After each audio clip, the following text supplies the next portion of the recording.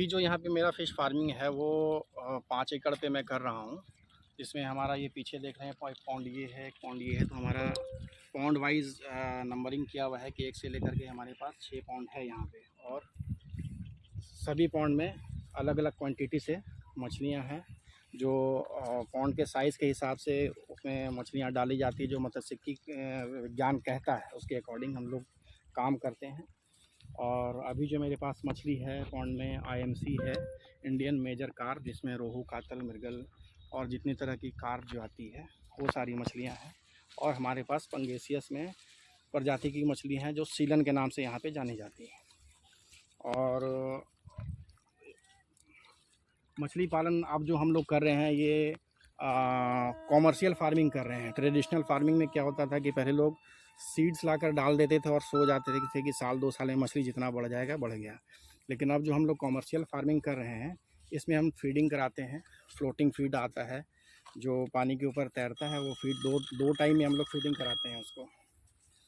तो इससे क्या होता है कि हमारा टाइम टेकिंग कम होता है, मछलियाँ बढ़ने के लिए कम समय लेती है, क्योंकि हम जो प्राकृतिक भोजन उसे मिल रहा है पोखर के अंदर वो तो मिल ही रहा है। हम ऊपर से भी उसको फीडिंग करा देते हैं तो हमारा समय का बचत हो जाता है। कम समय में मछली का जो बायोमास है वो ज़्यादा बढ़ता है।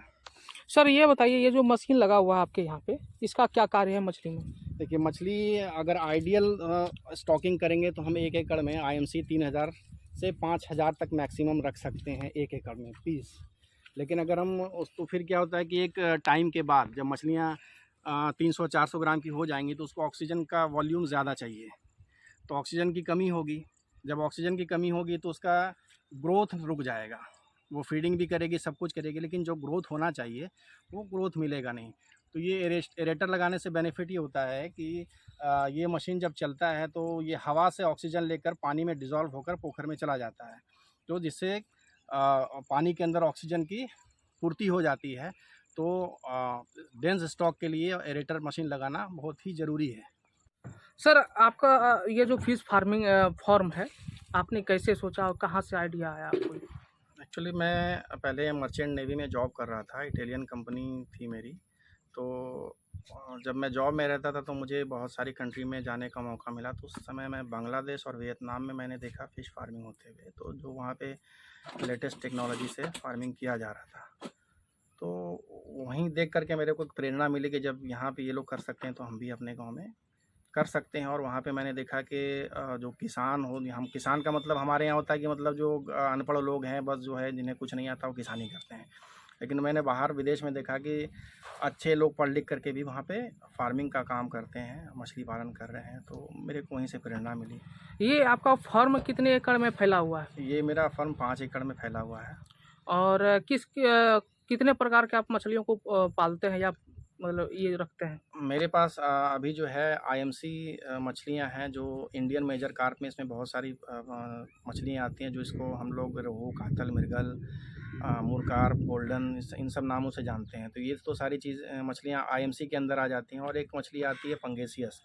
पंगेसियस वैरायटी में जो हम लोग पालते हैं उसे सीलन बोलते हैं। तो सीलन का हमारे क्षेत्र में डिमांड ज़्यादा है। ज़्यादा इसलिए कि उसको बेचने में हमें कठिनाई नहीं होती है। लोकल छोटे-छोटे गाँव कस्बे के मार्केट में वो बिक जाती है, तो हम लोग सीलन पे ज़्यादा फार्मिंग यहाँ के लोग करते हैं। ये जो आप फार्मिंग कर रहे हैं 5 एकड़ में सर, आप 2-3 किस्मों की जो मछलियों का पालन कर रहे हैं आप, इसमें लागत क्या है और बचत क्या है? देखिए, लागत अगर देखा जाए तो 5 एकड़ के फार्मिंग में अगर आप करने जा रहे हैं तो 35-40 लाख रुपया टोटल लागत आपको लग जाएगा, पोखर खुदाने से लेकर के मछली का बच्चा, उसका फीडिंग और आपका लेबर कॉस्ट, इलेक्ट्रिसिटी बिल, इन सारी चीज़ें इंक्लूडेड हैं, तो ये लागत इतना आ जाएगा। और एक मछली पर आप मान कर चलिए कि अगर 1 केजी की मछली आप कर लेते हैं तो एक मछली पे 25 से 30 रुपये आपको 1 किलो पे बच जाता है। यही बचत है, उसमें आप जो आपका जितना टन माल आता है उस हिसाब से आपको प्रॉफिट। आपने ये कब से शुरू किया सर? ये 2021 से मैंने शुरू किया है काम करना।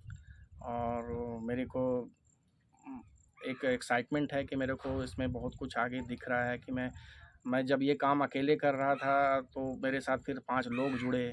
5 लोगों को रोज़गार यहाँ से मिल रहा है। फिर जब मछलियाँ तैयार हो जाती हैं तो 10 लोग लेने आते हैं, उन हॉकर को मेरे थ्रू रोज़गार मिलता है। तो ये कि अपने आप में एक हर्ष की बात है कि मैं अकेला चला था और 10 लोगों को रोज़गार मेरे थ्रू हो मिल जाता है। अच्छा, अच्छा। अभी आपका फार्म 5 एकड़ में फैला हुआ है, अभी आप कितने लोगों को रोज़गार दिए हुए हैं? मेरे पास आज के टाइम में प्रतिदिन 5 लोग काम करते हैं और जब मछली निकलती है तो 20-25 हॉकर जो गाँव-गाँव घूमकर बेचते हैं, वो मछलियाँ ले जाकर बेचते हैं, तो 20 लोगों का रोज़गार और मिल जाता है यहाँ से। सर 2021 से लेकर के अब तक का आपका टर्नओवर और बचत क्या रहा? 2021 से लेकर के अब तक में मेरा बचत जो है, क्योंकि ये पहला साल था मेरा हार्वेस्टिंग का, तो पहले साल में चीज़ें जब नई होती हैं तो खर्च ज़्यादा रहता है। तो मेरे को पहला साल में बचत बहुत ज़्यादा नहीं रहा, लेकिन अब जो मेरे को जो नेक्स्ट ईयर से हार्वेस्टिंग होगा तो मेरे को बचत निकल कर आएगा, जो मेरे लिए संतुष्टि और सेटिस्फैक्शन का एक लेवल जो होता है वो मुझे मिल जाएगा। एक अनुमान बता सकते हैं कि सर अभी जो आपने ये किया निकाला मछली को बेचने के लिए, तो उसमें आपको टर्नओवर साल का कितना मिला? एक साल में जो मैंने मछलियाँ जो टर्नओवर मेरा गया उसमें 38-40 लाख रुपए का मेरा टोटल टर्नओवर गया, जिसमें मेरा सारा चीज़ का seeds, feeds, management, labour, electricity सारा चीज़ रहा उसमें। तो और किसान अगर करना चाहते हैं, तो उसके लिए क्या रहेगा आपके लिए? मैं तो ये चाहता हूँ कि हमारे देश, हमारे राज्य, हमारे ज़िला के जो यूथ हैं, वो मछली पालन में अपने आप को सामने करने के लिए आए।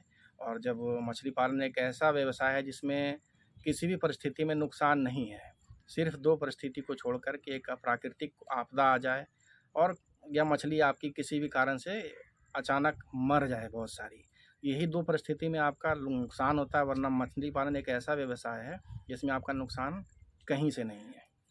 तो यूथ को चाहिए कि, और पढ़े लिखे यूथ इसमें आएँगे तो वो कॉमर्शियल लेटेस्ट टेक्नोलॉजी से जब काम करेंगे तो प्रॉफ़िट को ज़्यादा कर सकते हैं। क्योंकि कल तक मछली पालने का जो हमारे यहाँ रिवाज था वो परंपरागत था कि पोखर है उसमें मछली का जो है बीज लाकर डाल देते हैं, तो साल 2 साल 1.5 साल छोड़ दिए, जो साइज़ का मिल गया बहुत मिल गया, क्योंकि उसमें उसके बाद उसमें 1 रुपया वो लगाते नहीं थे।